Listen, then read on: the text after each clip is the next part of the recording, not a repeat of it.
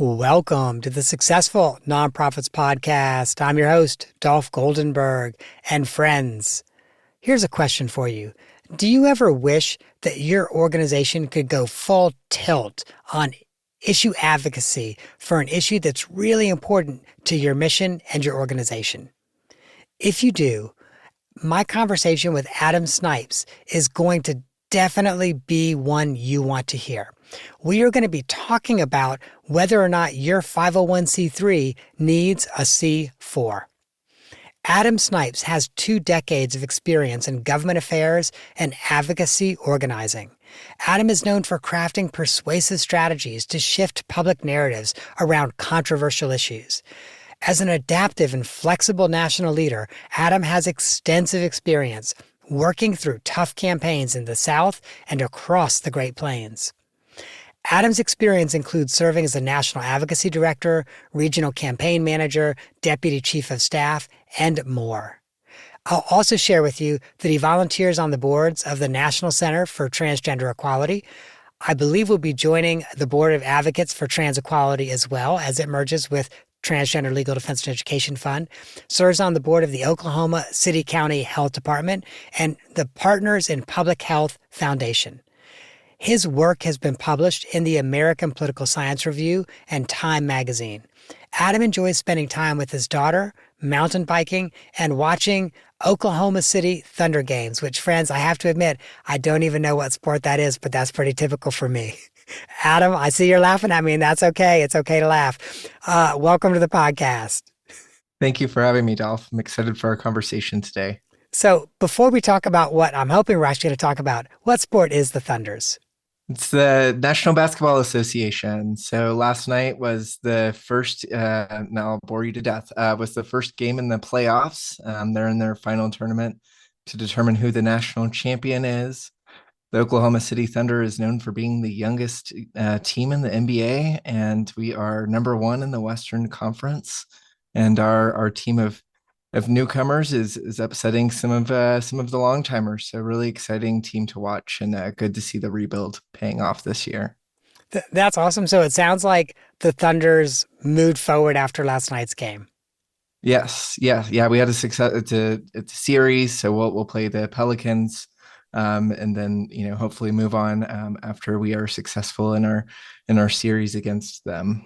That's awesome. Friends, sorry for starting there, but I figured since I really don't know who the Thunders are, I should ask. Now, Adam, I feel confident that I've got some friends who are listening who are saying, Dolph, you're asking what the Thunders are, and I don't even know what a 501c4 organization does. So, Adam, if you could please just explain what a C4 is and how it differs from what most of us are familiar with, the 501c3. Yeah, sure. So when we're referring to 501c4, 501c3, we're referring to their designation that the Internal Revenue Service gives our organizations. 501 or C3 is tax exempt. 501c4 is not. People know C4 organizations by how they're often talked about. They're often talked about as like dark money groups, which I think is not the fairest case for them. They are social welfare organizations, but they are focused on promoting civic engagement, which is where we get the big divergence from a 501c3. So the language that's used is talking about common good or general welfare of the community, but it does get deeper into advocating for public policies, promoting civic engagement, like voting, for example, addressing social issues in a more directive way. These organizations will often take a position either for or against a candidate or a set of policies, which is why they need a separate distinction in the tax code and makes them non-tax exempt just because of those political and lobbying activities that they engage in. Now, when you say they're not tax exempt, the organization itself does not pay income tax, right? It's just gifts to the organization are not tax exempt. Yeah, you got it. Okay, just wanted to make sure I understand. Now, it's also my understanding that C4s can be standalone organizations. Technically, they are standalone organizations, but we often see them kind of paired with a C3. Yes, that's correct. You got it.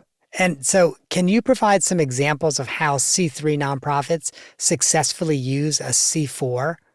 Yeah, sure. So If you were to say, you're an animal rescue organization and you have a 501(c)(3) that's really focused on animal rescue, but you wanted to, let's say, impact policies around animal cruelty, or you had concerns around how politicians were endorsing, cruel policies, things like that, you could, have your C3 organization that's focused on saving and rehabilitating your homeless pets, and people could, write their check and get their tax write-off for it.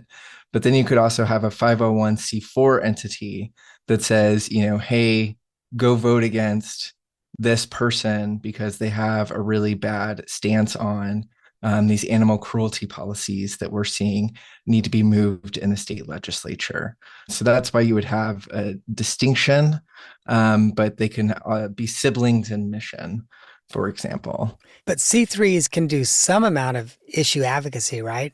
Yeah, you can, but where you get into the trouble spots is if you were, as an organization, as a C3 organization, to say, I want Representative Smith to vote against House Bill 2, which would allow for, XYZ, and this is harmful.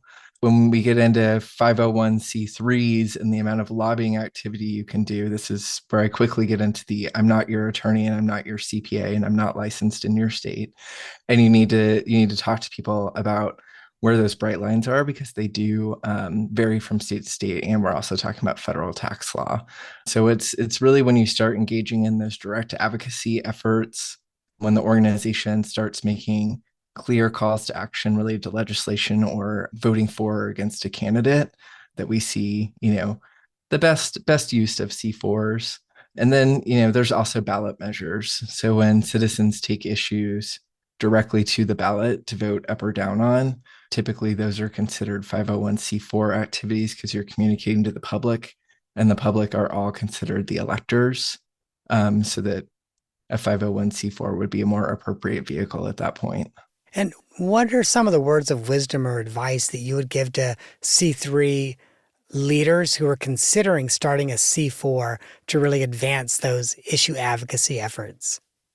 Yeah, so we originally saw a lot of growth of 501(c)(4)s to run the negative campaign, to run the, Representative Smith is the bad person campaign, because a 501(c)(4) doesn't have as many disclosure requirements and can endure some backlash of being the vote no campaign, or the campaign that takes somebody's favorability down, whereas a 501(c)(3) entity tends to want to maintain some of that goodwill, some of that brand recognition, that kind of thing.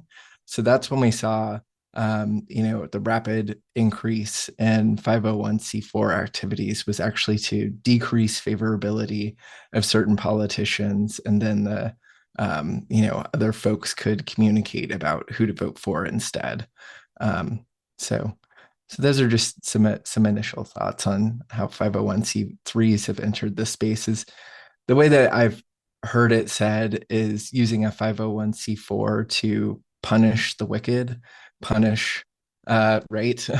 Kind of a funny way of saying it, but as a way of punishing or knocking down somebody's favorability, rather than running a proactive, positive campaign. Okay. And what do you see some of the most significant challenges are that 501(c)(4)s are facing today? Yeah, so with 501(c)(4)s, because you don't have the tax deductions, frankly, from donors, it can be harder to raise 501(c)(4) funds. And there's a lot of people competing for that same pool of money. And with the way that our politics are so polarized right now, there are a lot of folks who have a lot of lists and a lot of wish lists of what they want. There is really a lot of competition for 501(c)(4) dollars, and then determining which states get prioritized, what types of campaigns get prioritized. those types of things, because we are talking about the layers of which political offices and politicians get reelected, not just the policies they're enacting. I know so often when we hear about C4s getting contributions, we hear about those mega large contributions in the millions and billions of dollars. But I would also imagine that a large chunk or a large portion of the donors to C4s are not giving those $1 million gifts or those $1 billion gifts. Yeah, it's really all across, and there are folks who establish their C4s or give a bequest that is you know in the tens of millions of dollars that I have not been the beneficiary of that. It does occur, but what happens more often as far as like aggregate individual behavior is people bundling together donations of, and these aren't small amounts of money. I don't want to make it sound small, but donating, 5-figure checks, but getting multiple people to do that, to put a batch of money together, because typically, like I said before, somebody has upset a lot of folks, and those folks decide that they're going to come together in common cause, work through a C4 entity to try to get that person out of office typically, or try to stop harmful legislation based on, what their primary purpose mission is or what their concerns are going on in the community. So we see a lot of donor alliances forming in that kind of space. We also do see folks who have their pet projects enter the space as well, and they can be quite disruptive by moving that amount of cash around. And when the leaders of a C3 decide to start a C4, do they often find many of their C3 donors contribute to the C4 or no? Do they have to go out and find a new universe of donors? It really depends based on the organization. I think that there are folks that would be interested in crossing over what's often referred to as like a bright line operationally, because if I'm a social welfare C3 board of director and donor or mega donor member, I'm hearing often reports of what's constraining us from being able to achieve our mission. And if I am consistently hearing what's constraining me as either policies or politicians, and somebody comes to me with a very viable suggestion of, let's try establishing this 501c3 or C4 entity and seeing how that entity can take back the narrative, take back power, and make progress, I'm probably going to find that pretty compelling and work on both sides of the organization. It's a situation where it's a yes and oftentimes, but there is additional prospecting that has to occur. And that's where, C4 entities that have C4 organizations will often work with, people in common cause, or, the enemy of my enemy is my friend kind of coalitions, to figure out what they can do to work together to shift the landscape so that they can have their policies passed or those politicians taken out that are being problematic. Ultimately, how do those C4s raise money from a staff perspective? And so, for example, if the leaders of a C3 start a C4, do they shave off 10% of their development director and say, okay, 10% of our development director will be paid for by the C4, and then we'll go out and do C4 fundraising? How do they actually staff up fundraising? You can. So I've worked for organizations that were dual track entities, so having a C3 and a C4, and it sounds more complex than it is operationally. Again, not your attorney, I'm not your accountant, but what I've done previously is had timesheets where I just allocated how much of my staff time was being split between each entity, and it depends on what the mission of the organization is, right? So if I'm working for an entity that's highly focused on ballot measures, for example, we talked about earlier, ballot measures, citizen initiated petitions, those tend to be C4 activities because we're directly talking to people. My ratio of C4 time is going to be really high because we're a ballot initiative group.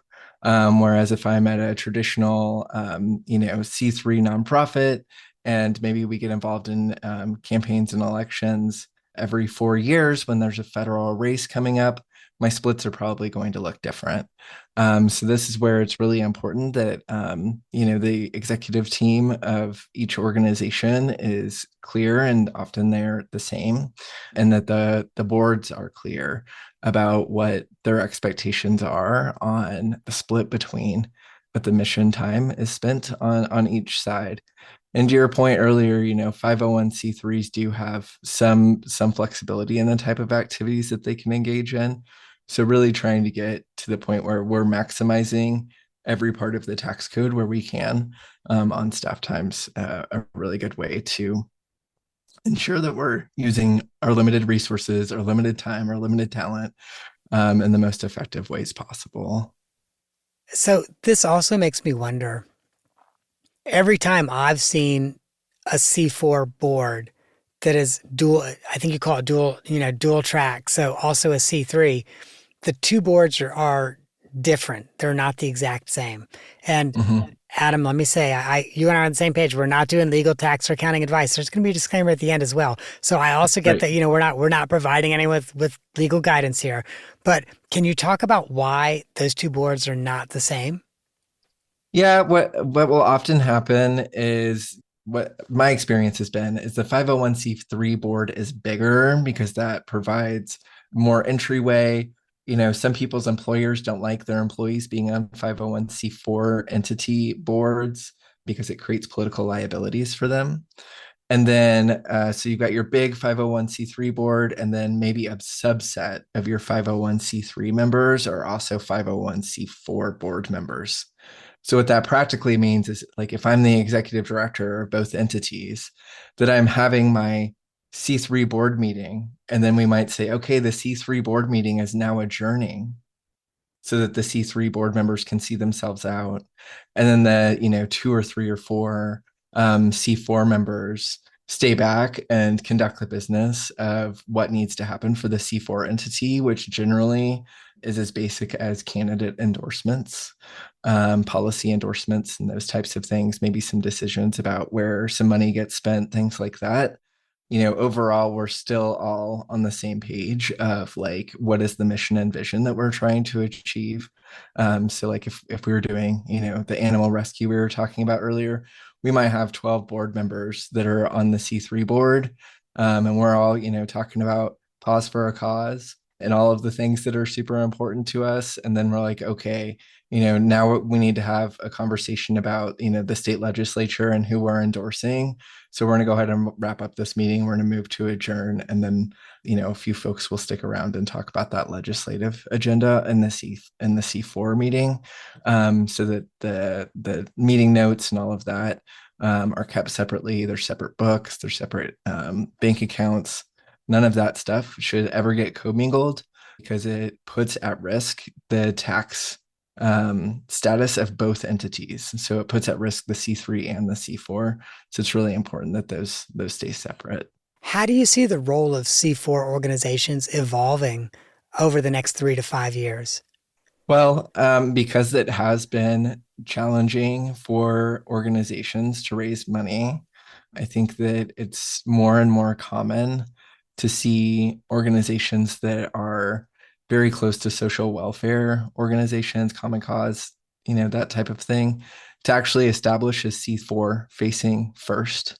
So establishing as a C4 entity and then later establishing as a C3, because that means all of the money that they raise initially all comes in to their C4, and it often is membership based. So an example of this that folks might be aware of is the Human Rights Campaign, commonly known as HRC. They're established as C4 Forward. So it actually takes quite a bit of energy to figure out how to donate to their C3, because they are wanting to make sure that they have the most resources available to them in the C4 space, because their mission is all about LGBTQIA issues, and those are very highly political, highly politicized, and they know that they need as much money and as much resource and talent as they can get into that war chest, to engage in those activities. And then the C3 development can be done separately through foundations, through corporate gifts, et cetera, et cetera. So I think that, folks are getting really clever and smart about how they're utilizing all of the different entities available to them and the tax code to make sure that they have every resource available to be able to, take back power or grow power, build power in the communities that they call home. So you're saying we should consider switching the title of this episode, not does your C3 need a C4? Instead, does your C4 need a C3? Right. Or should you be a C4 first? Yeah. But like I said, there's a reputational issue here because C4s are perceived as these dark money, cloak and dagger groups with no accountability, no donor disclosure, da, da, da, da, da, da, da, da, right? And after Citizens United, which was a Supreme Court case that said all political spending is speech, we saw a rapid growth in C4 entities as well. I'll date myself a little bit here, but people might remember the Swift Boat Veterans for Truth that were trying to undermine John Kerry's bid for the presidency. All of that was done through 527s, 501c4s, things like that, to try and, like I said, to erode his favorability, erode his traction as a candidate. I do think, like, if I were, an individual interested in social change movement, social mobility, things like that, I would certainly give due consideration to a 501c4 status if I knew that part of my theory of change was going to involve people and politicians, because it just gives so much more flexibility for the activities that need to occur. And then also establishing a 501c4 for some of those more traditional activities as well. So last question before we play Two Truths and a Lie. What 501c3 leaders should be saying to themselves, okay, we're X, Y, or Z type of an organization. We should not even be thinking about a C4. I don't know why. I just listened to 23 minutes of this conversation. Which organizations are those that should just take C4 off the table entirely? I mean, if you're not doing a lot of policy advocacy work or, engaging in state legislatures, I would wonder why, but I would also be surprised if there were a lot of 501c3s that didn't have something to say about the regulatory or legislative environment that they were working in. Like, even if I'm a group of licensed social workers, just trying to reduce adverse childhood experiences in a state, like, that's going to have policy implications and political implications. So I think it's, and even I used animal rescue as an example. Like, a lot of these things are very close to civic engagement. So I would just say, like, if your theory of change doesn't involve any social movement or change, then sure, maybe you could set it aside. But if your theory of change, your theory of the case of how you achieve your mission is like needing to do some structural reforms, needing to change the culture that we're operating in, the policies that we're working under, then it might be time to consider an additional entity to help you build that power, or working, closely in a strategic alliance with other organizations who are also closely allied and maybe already have access to such an entity so that you can participate in a way that works for your organization. That's fair. That is incredibly fair. Adam, it's time for Two Truths and a Lie. Hit me. What are the three quote unquote facts about yourself? And I'll guess the lie. Okay, let's see here.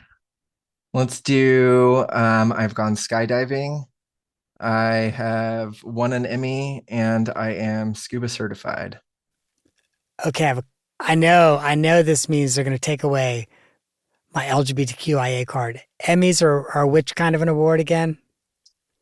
Television. Television. Okay, sorry. Just wanted to make sure I knew. Oh, you're fine. Okay, so skydiving, scuba, or Emmy. One of those three is the lie. Right. Okay. I have a feeling you do have an Emmy. Um, so then I have to decide between skydiving and scuba diving. Yeah, I also know you're in Oklahoma, where there's probably not a lot of good places to scuba dive unless you get on a plane. So I'm going to guess scuba diving's the lie. Well, no, skydiving's the lie. Yeah, I am scuba certified, but I've only been once. And then I won an Emmy, but not for producing anything involved in TV, but for fundraising for Rocky Mountain PBS. Wait a minute. They have a Emmy for fundraising? I love that. Really? Yeah. So, wow, I did not realize that. So you're one of the few fundraisers on the planet who has an Emmy for your profession, for your craft. Yeah, it was for innovative revenue generation. So, Uh, yeah. may I ask you just a couple quick questions about that? So, what was your innovative revenue generation for PBS? So we ran a canvassing program and we were knocking doors, raising money for Big Bird. So you'd be, at home working from home, doing your podcasting thing, and myself or a member of the crew would come knock on your door and talk to you about childhood literacy and ask you to make a donation to Rocky Mountain PBS. Wow. Okay. Now, I suddenly pictured, by the way, I have a dinosaur costume in my home. I have a unicorn costume in my home. Um, so I suddenly pictured someone in a Big Bird costume showing up at my door. Please tell me that's what happened. Please. Oh, no, that would have been so much more interesting. No, they just gave us really nice jackets because we were in Colorado and it was cold. When we did events at the park, the characters would come out to those community events at the park and that kind of thing. And those were really fun events. Okay. But most of the time it was just, somebody in their mid 20s knocking your door asking for a check. Okay. Wow. In my head, again, I was picturing Big Bird coming to my door. That would totally get a check. I feel like, sure. Well, Adam, thank you so much for joining us today. I'm thrilled that you did. And I also know that unlike a lot of our listeners, there's not like a website that you're saying, oh, Dolph, make sure you direct folks to the website. But I still want people to be able to reach out to you. And so we're going to be posting your LinkedIn page on the show notes. And again, friends, if you're listening, we now put the show notes on the phone so you can just scroll down and click on Adam's LinkedIn page and I guess, what is it? Connect on LinkedIn. Adam, thank you so much for coming on. Oh, you're welcome. And I would just say, if there are entities that are listening and you're like, huh, that was interesting. There's an organization called Alliance for Justice, and they help C3s and C4s kind of explore these areas, and they are the attorneys. So feel free to reach out to them. They've got an entity called Boulder Advocacy, where they can have some of these more technical conversations with y'all. And thank you, Dolph. I really appreciate the invitation. That's helpful. Thank you. I'll make sure we put Alliance for Justice in the show notes as well. Thank you. All right, friends, there's two more episodes you should consider listening to. One is episode 189, Coalition Building Can Help Your Nonprofit and Your Cause, with Jim Neal and Padia Mixon. Also, I'd like for you to consider episode 173, Creating Lasting Change Through Advocacy, with Tanya Tassi. That, my friends, is our show for this week. I hope that you have gained some insight to help you and your nonprofit thrive.